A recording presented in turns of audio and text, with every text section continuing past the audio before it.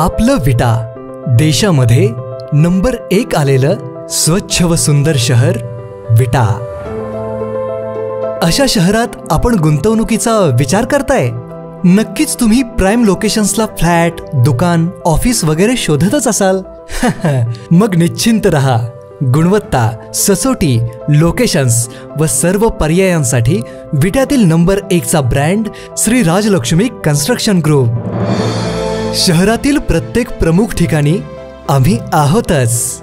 Mayani road, Yashwantnagar, भाजी मंडई, छत्रपती शिवाजी महाराज चौक व ST stand नजीक। आणि हो, आपल्या गरजे व बजेटनुसार रेसिडेन्शियल व कमर्शियल सर्व पर्याय उपलब्ध।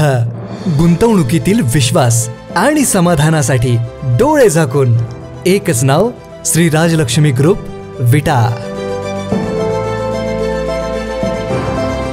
नमस्कार, मी संकेत पाटील। आपण पाहताय वज्रधारी न्यूज।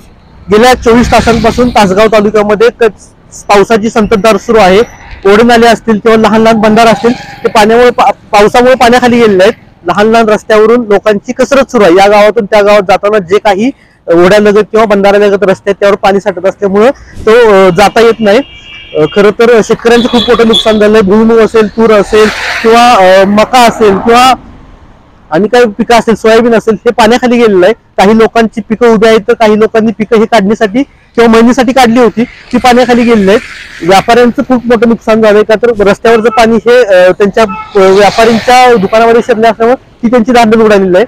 24 तासांपासून पावसाचा संततधार पाहता येणाऱ्या 24 तास सुद्धा पावसाचीच आहेत असा हवामान खात्याचा इशारा आहे। तर आमचं लोकांना हेच आव्हान आहे की पुढील 24 तासात हवामानाचे अपडेट पाहूनच लोकांनी बाहेर पडावं।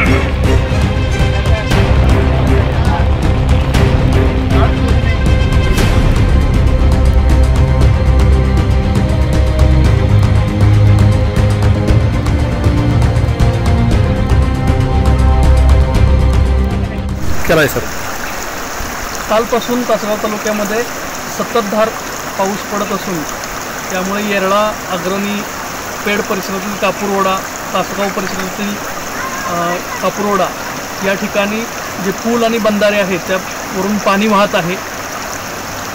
सर्व नागरिकांना याद्वारे आवाहन करण्यात येते की आवश्यकता असेल तरच घरातून बाहेर पडावे। तसेच पूल किंवा बंधारा यावरून पाणी वाहत असताना पाण्यातून पूल क्रॉस करू नये व आपल्या जीवितास धोका निर्माण करू नये, सर्वांनी काळजी घ्यावी। या 2 दिवस झालेल्या परतीच्या मुसळधार पावसामुळे आमच्या तुर्ची गावात येरळा नदीच्या पाण्यात मोठ्या प्रमाणात वाढ झालेली असून मी तुर्ची गावातील शेतकऱ्यांना, नागरिकांना विनंती करतोय की आपण त्या पावसाच्या वातावरणात बाहेर पडत असताना काळजी घेतली पाहिजे। त्या पावसामुळे आमच्या गावातील शेतकऱ्यांचं, जनावरांचं मोठ्या प्रमाणात नुकसान झालेलं आहे। तरी मी शासनाला आणि प्रशासनाला विनंती करतोय की आपण तातडीने पंचनामे करून सन्मानजनक हेक्टरी 4 आणि 5 हजार, एखादं जनावर मेले म्हणून 1000-2000 रुपये देत असला तर देऊच नका मदत। आमचं मग गाव सक्षम आहे त्याला।